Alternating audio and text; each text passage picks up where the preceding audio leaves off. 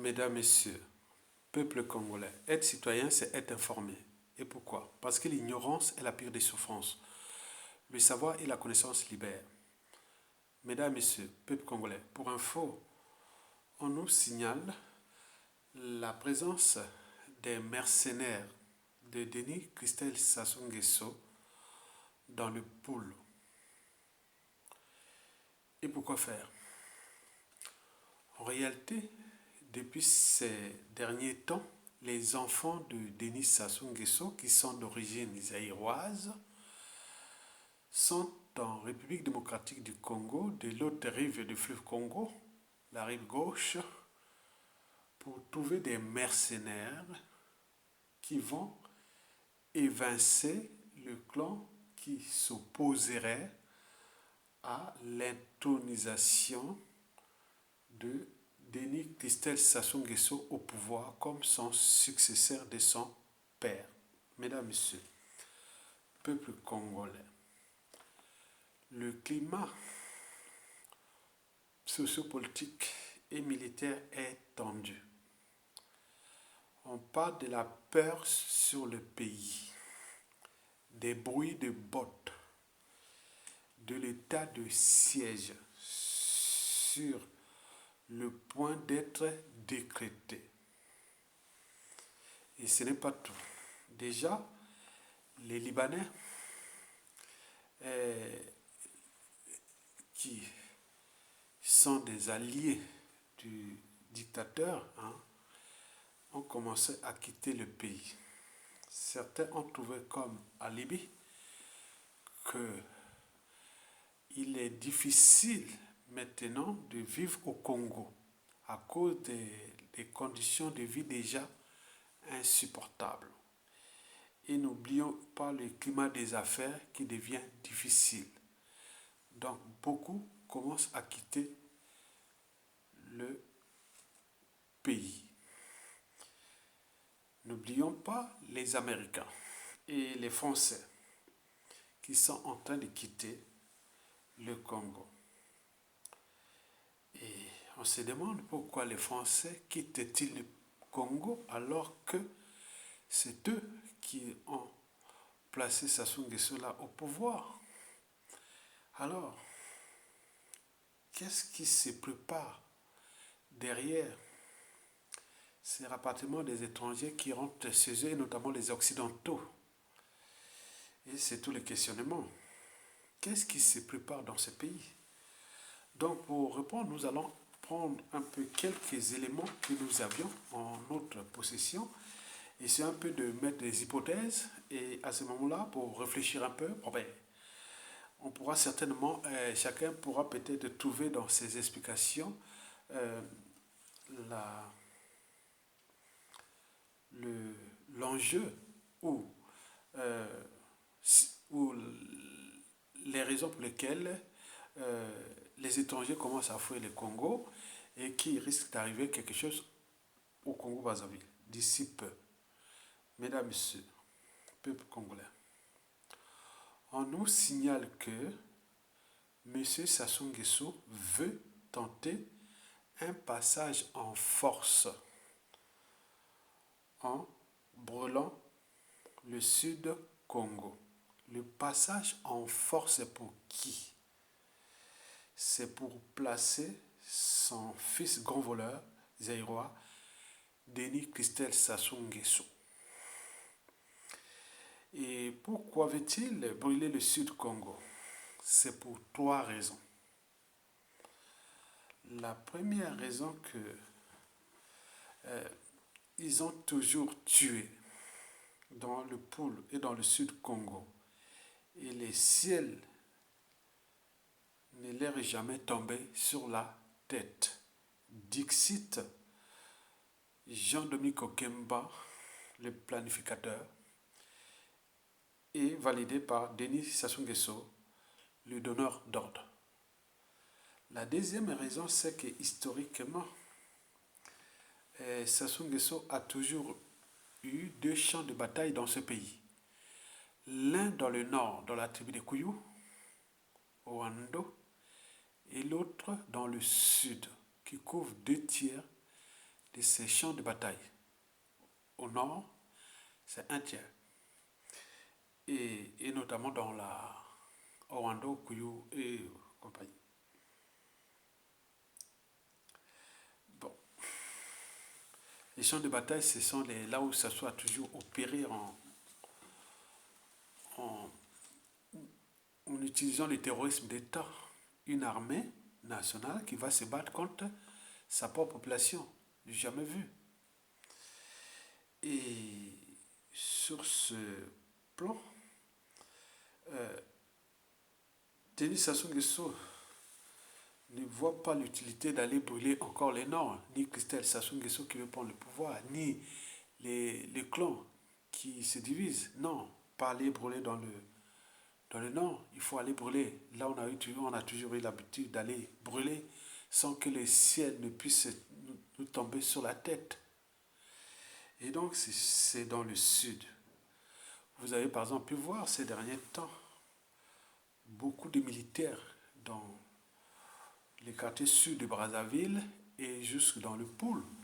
En réalité, d'après les sources, c'est pour couvrir l'introduction ou l'installation des mercenaires qui sont prêts. Parce que le pouvoir ne s'arrache pas ou ne se prend pas au Oyo, ni à Pointe-Noire ou autre, c'est à Brazzaville. Et Brazzaville, la région stratégique, c'est le pôle. Donc, la présence des militaires dans le pôle et dans la partie sud du pôle, c'est tout justement, c'est pour protéger l'introduction de ces mercenaires et éventuellement voir les contre-réactions entre le clan qui se divise et si éventuellement d'autres éléments pourront entrer là dans la bataille. Comme on dit, quand deux voleurs se battent, ou oui, quand deux voleurs se battent, bon, il y a toujours le troisième larron qui prend. Hein. Donc là, ils sont en train de se battre, il y a deux voleurs qui sont en train de se battre, il y a deux clans. Quel sera le troisième larron? Et donc, ils se surveillent mutuellement. Mesdames, Messieurs, peuple congolais. Donc, la deuxième raison, c'est que le poule va être au cœur de l'enjeu de cette guerre de succession qui se prépare au sein du clan. Et la troisième raison, c'est la Libye. De diviser pour passer en force Denis Kissé Sassou Nguesso. Et il faut se dire que la confusion règne autour de la présence déjà militaire dans le sud, dans le pôle, et la Libye qui est utilisée pour pour passer en force. Donc le pôle va être là encore. Donc le problème c'est que ils vont utiliser pas des Congolais ni les Lari Congo, même si certains parlent Lari Congo peut-être, mais en réalité sous couverture des ninjas et des milices qui sont déjà là identifiées depuis la nuit des temps dans le pôle. Donc ils vont utiliser la marque, les logos, Silulu, Ninja et autres. En réalité, ce sont des Aïrois qui vont rentrer là au cas où ça commence à chauffer dans Brazzaville. Et c'est là que les conscients doivent s'éveiller, que s'ils veulent se battre pour le pouvoir, et qui n'ont qu'à aller se battre là-bas à Oyo, et le vainqueur viendra à Brazzaville pour venir voir si le peuple congolais l'accepte ou non. Et donc, au lieu d'embraser Brazzaville, une population qui est déjà laissée sans éducation, sans justice, sans sécurité, sans soins, sans nourriture, sans cadre de vie digne, et une population terrorisée, brutalisée, endeuillée et divisée et tout compagnie, comment ajouter encore le mal au mal avec ce peuple-là. Donc, on ne sait pas. Donc, sur sa troisième Libye, troisième alibi, c'est qu'il y aura des ninjas qui vont être là, qui sont déjà là. En réalité, ce sont des mercenaires qui sont déjà là. Donc, nous appelons la population du Poul, l'Ari Congo et du Sud Congo à, à communiquer sur le plan là pour informer au jour que non, ce n'est pas des populations congolaises, ce ne sont pas des ninjas. Ce ne sont pas tout ça, ce sont des Aérois qui ont été importés. Le risque est là. Si qui réussit son opération, le Congo deviendra une province aéroise et on va se battre, nous massacrer comme des lapins, comme ça se passe dans l'est de la RDC. Mais si ça ne réussit pas, mais le risque du climat de xénophobie va monter durablement parce que ce qui se dessine va être tragédique pour tout le monde. Mesdames, Messieurs, peuple congolais. Oui, le problème que je vous donne de ces trois raisons, que le Sud Congo Nord, le pôle, faites attention. Communiquez, envoyez-nous les informations sur les médias et réseaux sociaux, les images que vous pouvez avoir. Communiquez maintenant pour qu'on puisse démasquer tous ces Aérois qui sont importés, qui sont là des mercenaires, qui attendent au moment venu pour tuer, massacrer les Congolais et dire non, mais ce sont les rebelles d'un clan comme de l'autre, ou autres mercenaires, donc c'est pour se battre à Brazzaville, alors qu'on n'en veut pas. On ne veut pas se retrouver dans cette situation. Maintenant, du côté des armées, les gens se demandent, mais là, c'est le questionnement et le doute et le flou qui règne. Donc, à suivre. Mesdames, Messieurs, peuple congolais, nous allons maintenant se demander qu'est-ce qui se prépare là-dedans. Donc, je vous rappelle que les Libanais, les Français, les Américains, les Occidentaux commencent à partir. Donc, quand ils commencent à partir comme ça, c'est qu'il y a quelque chose qui va se passer. Et donc, nous devons préparer la population à ce drame qui risque d'arriver à nous sans notre volonté, notre consentement. Et voilà. Donc, vous avez tout compris. Bon. Je pense que si on devait aller plus loin dans le décryptage de cette situation, je pense que c'est l'application déjà de l'effet pangolin ou de Covid-19 sur ce point. Je vais émettre trois hypothèses et risques à la fois. Première hypothèse, c'est l'hypothèse Denis Sassou Nguesso qui veut placer coûte que coûte son fils Denis Christophe Sassou Nguesso. La deuxième hypothèse est l'hypothèse France-Afrique. Et la troisième, c'est Denis Sassou Nguesso et la France-Afrique à la fois. Explication. Première hypothèse. Bon, Denis Sassou Nguesso sent déjà la fin de son règne et qu'il ne pourra pas sauver sa peau, ni sa tyrannie haute s'il ne le transmet pas comme une vulgaire parcelle de famille à son fils Denis Christophe Sassou Nguesso, qui pour lui, il pense qu'il est le seul capable de le protéger contre ses crimes contre l'humanité. Et peut-être si la France-Afrique aussi derrière était là, oui, mais pourquoi pas, avec ce qui s'est passé en 1997, jusqu'à nos jours, Denis Christophe Sassou Nguesso peut nous protéger, donc on peut jouer tous les jeux, et là. Donc, Denis Sassou Nguesso, c'est que c'est son fils Denis Christophe Sassou Nguesso qui est capable de le protéger. Et surtout qu'il a déjà dit qu'il a vu le fils, a vu le père. Donc, Denis Christophe Sassou Nguesso est déjà entraîné et conditionné et sous emprise déjà des comportements liberticides, antidémocratiques, antisociaux et criminogènes. Et n'oublions pas que c'est quelqu'un qui a aussi des comportements immoraux et dissolus, et surtout confiscatoires des biens communs, déjà qu'il est le plus grand voleur du Congo qui a pillé ce pétrole, sa place sera déjà en prison. Mais là, il est en liberté parce qu'il y a son papa et donc il veut passer en force avec son papa. Protège-moi, je te protège. Donc lui et son papa sont vraiment dans cette dynamique. Mais le problème de Denis Christophe Sassou Nguesso, c'est que dans le clan, on n'en veut pas de lui. on le qualifie des Zaïrois. Je parle du clan au pouvoir, en famille, dans le clan. On dit non, Denis Christophe Sassou Nguesso, tout. On peut avoir tout euh, prétendant dans le clan, mais sauf Denis Christophe Sassou Nguesso, les Zaïrois. Et donc là, sur ce plan, le clan se divise.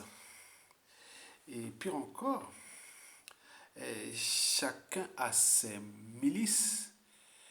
Et n'oublions pas le cas de Denis Christophe Sassou Nguesso qui est allé chercher du renfort dans la rive gauche du fleuve Congo, les Aïrois, pour venir se battre et prendre le pouvoir. Et donc là, il risque d'avoir d'affrontements déjà entre les milices et les mercenaires des uns et des autres. Déjà des gens de Mikokemba, combien on a-t-il des mercenaires et des milices aussi. N'oublions pas les autres, Edgar Nguesso, et les Pirouba, et Jean-Jacques Bouya, et tout ce monde-là. Donc ils ont tous, chacun avec ses mercenaires, les Jean-François Dengue et tout ce monde-là.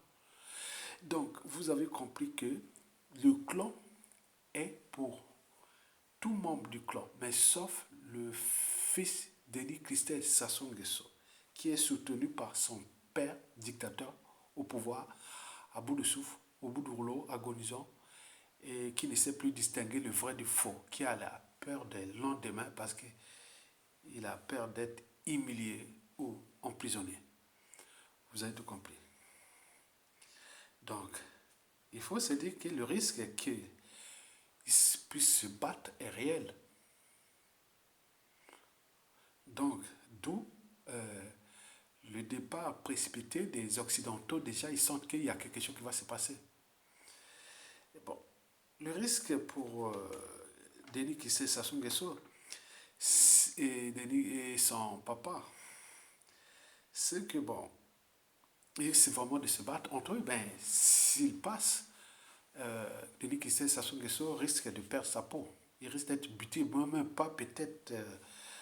Quoique pendant qu'il prend le pouvoir, il faut qu'il rentre dans un bain de sang, dans une occupation, dans une colonisation vite fait, vraiment une violence inouïe.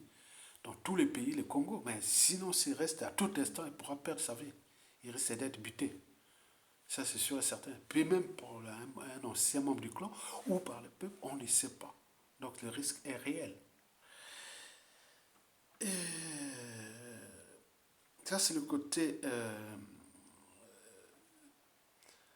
oui, si on devait se poser la question sur ça, mais le côté de la France-Afrique, bon ben, la France-Afrique va peut-être jouer la neutralité. Hein, mais dans l'injustice et l'oppression contre le peuple congolais, si la France-Afrique joue à la neutralité, c'est qu'elle est soit complice ou elle devient aussi une grande partie du problème. Et donc, les risques que pour la suite, que je ne vous dirai pas. Parce que ça, c'est l'expression de la volonté générale. Au moment venu, les peuples ont des destins, les régimes politiques passent, les peuples demeurent, les tyrannies ont des durées de vie limitées, on peut tenter tout, ils vont échouer, nous le savions. Et au niveau des armées congolais, je ne sais pas. Moi, je pense, je suis bien conscient que du nord au sud, de l'est à l'ouest, toute cette armée n'a pas été entraînée, conditionnée à se soumettre à Sassou Nguesso. Il y a des tribus austères à Sassou Nguesso, des tribus qui ont été humiliées, les tribus qui ne veulent plus de ce clan.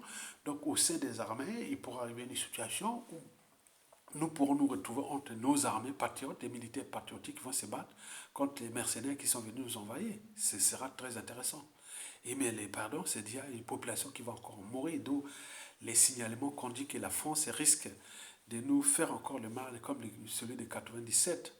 Donc vous voyez, ça c'est les réseaux qui montent, la tension qui monte aussi contre la France. Bon, ça c'est les nouveaux armées. Mais la deuxième hypothèse que j'ai émise, c'est celle de la France-Afrique, bien sûr. Bon, la France-Afrique, bon, il s'agit là de se questionner sur le positionnement de la France-Afrique. Et là, je vous ai préparé 3 cas. Le premier cas, c'est que bon, ben, la France ou la France-Afrique est du côté de Denis Sassou Nguesso et de son fils. là, il faut se dire que là, la France court des risques. D'abord, le premier risque, c'est que pour le peuple congolais, dire ça y est, la France a trahi le peuple congolais.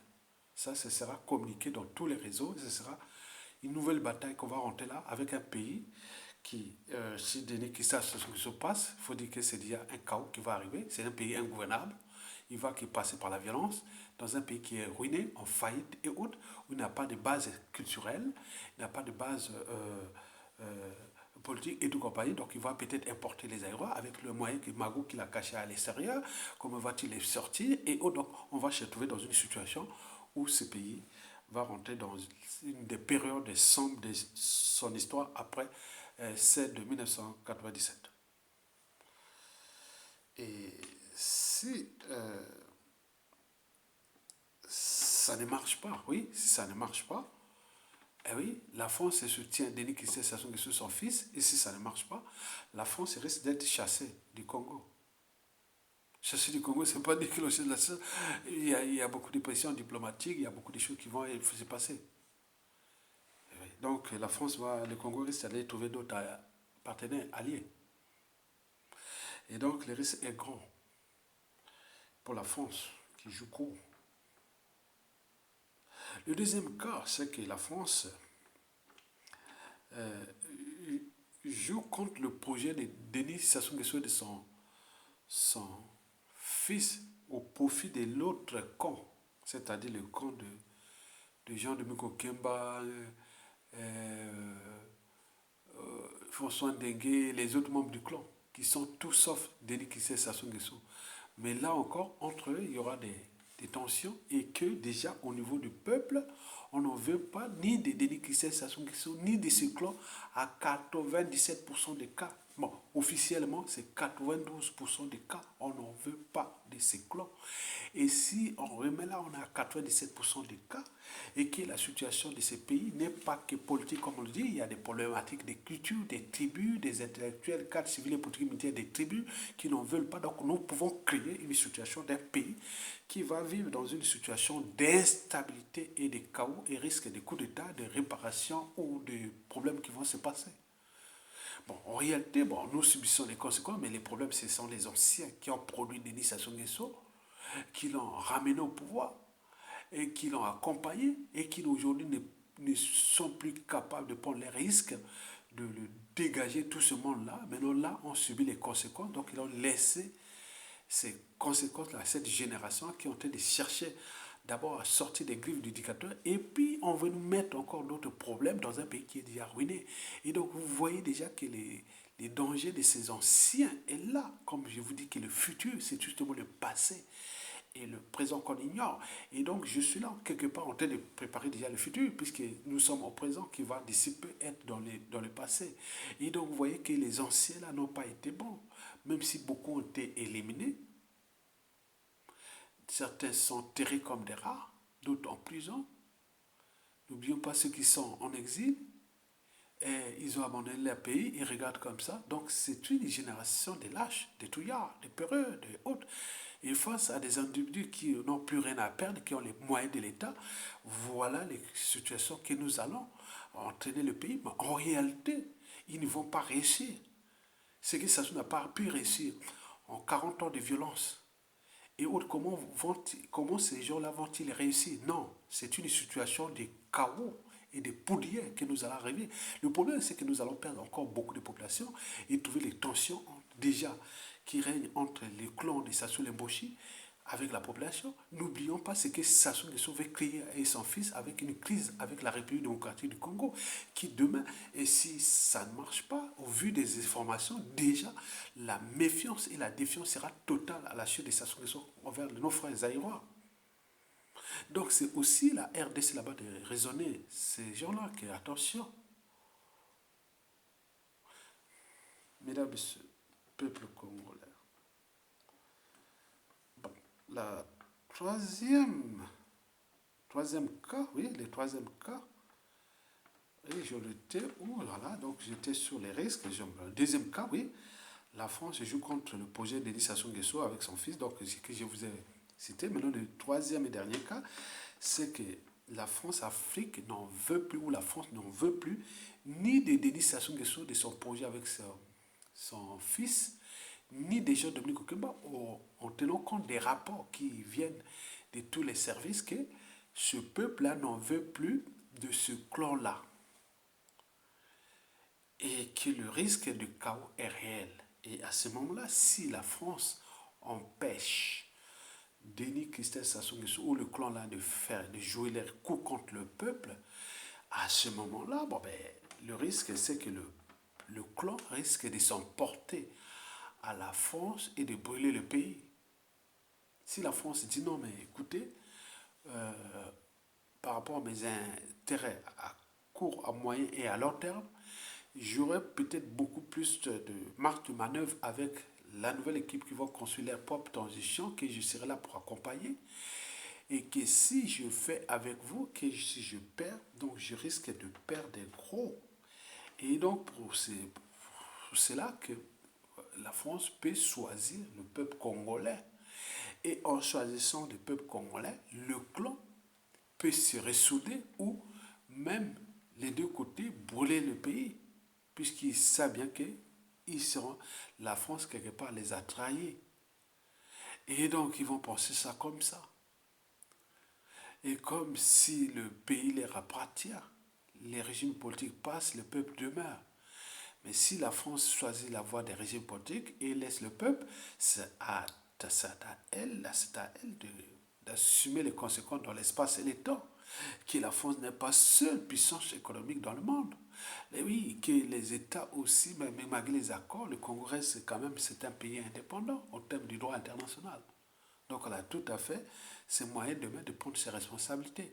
Donc sur ce plan, moi je dis que si la France, dans la situation qui se décide, si elle empêche le clan de passer à l'air coup bas contre le peuple, et à ce moment, le clan risque de brûler le pays pour les barreaux d'honneur. Il faut que la France lève le temps et à ce moment on peut éviter une catastrophe. Et à défaut, ben, si ça passe, bon, à ce moment-là, on arrive à la troisième hypothèse. C'est-à-dire la France, l'Afrique et le clan disent non, mais écoutez, nous on veut une transition ensemble, et qui est pour organiser les élections après, que cette transition sera contrôlée par la France-Afrique et qui est pour demain pour placer un nouveau pion qui va protéger non seulement votre clan et aussi notre passé France-Afrique. Et sur ce plan, ben, cette transition risque d'être instable. Et l'élection qui va arriver là-bas va accoucher d'une souris parce que le pays sera plus que jamais instable et risque de coups d'État, de tensions, de poudrières et autres. En réalité, toutes ces hypothèses précitées sont déjà problématiques parce que la situation, la volonté du peuple n'est plus du côté de cette France-Afrique-là, ni de ce clan-là. Comment le clan Sassou Nguesso et la France-Afrique vont-ils se battre contre le dépositaire de ce pays qui est le peuple congolais, qui en 2016 avait déjà fait son choix? C'est tout le questionnement. Moi, je pense que la France-Afrique et Denis Sassou Nguesso et son clan, ils sont aux abois. Ils cherchent des solutions pour fuir leurs crimes, mais qui ne pourront pas le fuir parce que le mal est fait. Et ce pays-là est une diversité de tribus et qu'au sein des tribus, il y a des résistants qui sont là, qui ne se laisseront pas faire au niveau intellectuel, politique et militaire, créer une situation qui va être encore durée. Et la volonté de 2 tiers de la population du Sud n'est pas d'aller vers ces voies que la France et la France-Afrique veut nous conduire pour arranger le clan, soit à les accompagner pour détruire le Congo ou trouver un autre plan avec eux pour créer un pays instable qui ne va pas avancer. Et donc, moi, je pense que pour nous, peuple congolais, vous devez le savoir, qu'ils sont aux abois. Et que le Sud Congo et le pôle, ne vous mêlez pas de ces affaires communiquer sur les ninjas. Qui sont les ninjas? Communiquer qui sont les étrangers pour dénoncer et maintenant. Parce que si vous ne les dénoncez pas, ils risquent de mettre à fait à sang le poule encore pour passer en force, soit dans le camp de Sassou Nguesso ou dans le clan des autres membres du clan. À nouveau, peut-être que la France-Afrique va comprendre que on ne va pas continuer à détruire notre précaré indéfiniment comme ça, qui est devenu problématique déjà à l'échelle de toute la zone France-Afrique, et qui les voix s'élèvent, que la France devient le danger de l'Afrique. Et donc au XXIe siècle, la France va-t-elle continuer encore à faire ça? Mesdames et messieurs, peuple congolais, un dictateur n'a pas de concurrent à sa taille tant que le peuple ne relève pas les défis. Nous avons des défis, bloquer les pays, pour que nous arrivions au rapport de force. Ce n'est que ce rapport de force-là que nous pouvons arriver à récupérer notre pays et rentrer dans une transition consensuelle plus ou moins longue, sans conditions, sans le régime Sassou Nguesso, sans ce membre du clan-là, et pour préparer une nouvelle nation. Donc pour nous, peuple congolais, vous devez individuellement et collectivement rejoindre la résistance et continuer à résister, à désobéir et surtout être unis pour que nous puissions se retrouver dans les situations des rapports de force envers déjà la France-Afrique et son pion, Denis Sassou Nguesso, pour que les deux puissent venir vers le dépositaire du pouvoir, c'est-à-dire le peuple congolais, pour que nous trouvions un processus de sortie de cet état de crise France-Afrique et que nous voulons la transformer en une France-Afrique des peuples et non des dictateurs. Nous voulons la transformer en une France-Afrique économique, mais pas politique d'ingérence. Nous ne voulons pas encore cette France-Afrique qui vient jouer aux pompiers pour pyromane, au Rambo et autres dans ce monde qui, après le Covid-19, certains pensent à changer de paradigme des rapports économiques, stratégiques entre les puissances et autres. Donc combien de temps encore la France va-t-elle continuer à faire ça? Donc en résumé, le clan souhaite coûte que coûte passer en force pour succéder à Denis Sassou Nguesso. Et ce clan est divisé. Et comme il est divisé, Denis Christophe Sassou Nguesso, le prétendant, est allé chercher des renforts aux Zaïre. Et va-t-il avoir les renforts-là? Et les autres qui sont restés sur le territoire, ils ont aussi leurs milices et mercenaires. Et donc, ils risquent de s'affronter. Et quelle est la place ou le rôle que va-t-il jouer? Déjà la France-Afrique qui a ramené Sassou Nguesso et qui aussi voit aussi ses intérêts à court, à moyen, à long terme.